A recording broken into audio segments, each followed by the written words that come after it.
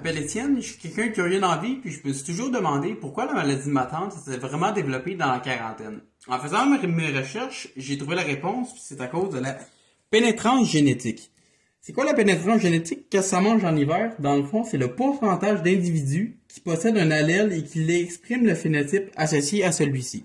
Dans le fond, je vais donner un exemple pour une maladie autosomale dominante. C'est quand même important de souligner le dominant ici, qui a une pénétrance de 90%. Ça voudrait dire que 90% des individus qui possèdent l'allèle muté vont exprimer le phénotype et un 10% ne vont pas l'exprimer. Même si la maladie est dominante, il y a quand même un 10% qui vont pas exprimer le phénotype. On parlerait d'une pénétrance complète si 100% des individus exprimaient ce phénotype-là. Dans le fond, là, on parlerait du cas classique mendélien, comme j'ai exprimé sur mes beaux petits dessins, que l'allèle dominant est plus fort et va prévaloir sur l'allèle récessif.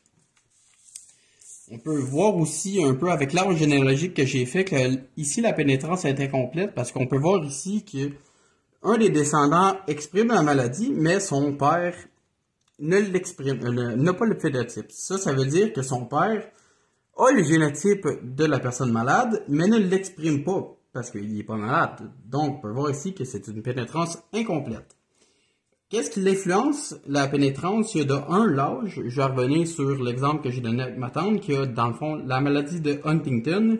Cette maladie-là va vraiment se développer dans un âge plus avancé, environ vers la quarantaine, puis c'est à cause de dérèglements au niveau des nucléotides CAG qui vont être beaucoup trop exprimés. Il y a aussi, en deuxième lieu, l'environnement qui va l'influencer. Je vais donner un exemple avec le gène suppresseur de tumeur BRCA1, excusez-moi, qui va vraiment être beaucoup plus muté chez les fumeurs que chez les non-fumeurs.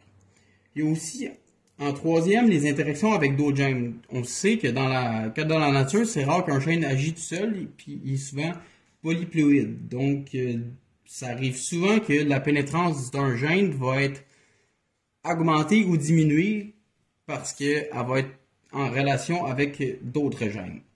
Puis, c'est pas mal ça complète ma capsule.